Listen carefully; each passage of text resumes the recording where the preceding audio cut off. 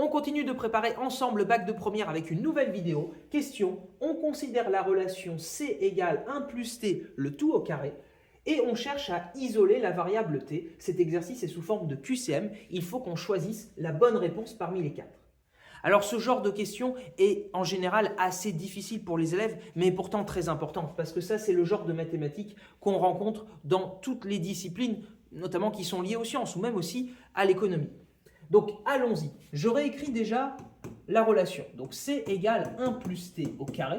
Et déjà en termes de compréhension de consigne, on cherche à isoler la variable T. C'est-à-dire qu'on va chercher à travailler cette égalité de telle manière à la réécrire en faisant en sorte que T se retrouve isolé, seul, d'un côté de l'égalité.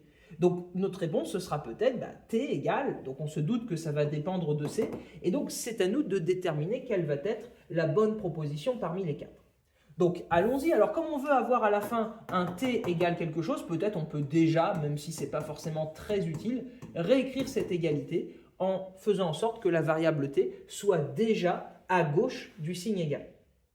Donc là, notre T, il est associé au 1 par une addition.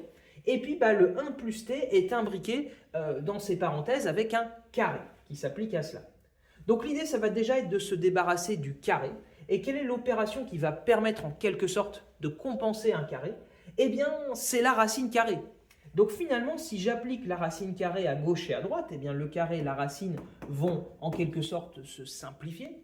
Il nous reste quoi? Donc 1 plus T égale la racine carrée de C. Vraiment, qu'est-ce que j'ai fait là? Si je veux l'écrire un petit peu en quelque sorte au brouillon, j'ai appliqué la racine carrée à chacun des deux membres de l'égalité. Et si on veut être tout à fait rigoureux, quand on applique la racine carrée comme ça, il faut toujours faire attention à ce qu'on l'applique à des nombres qui soient positifs, parce que la racine carrée d'un nombre négatif n'est pas définie.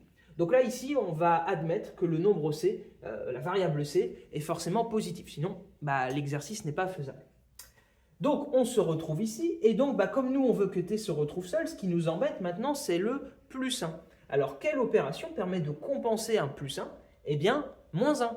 Donc, l'idée, c'est qu'on va faire moins 1 à gauche et moins 1 à droite.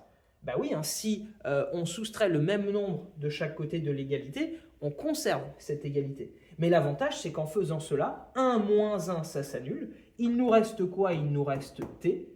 Et dans le membre de droite, on obtient la racine carrée de C, plus loin, moins 1.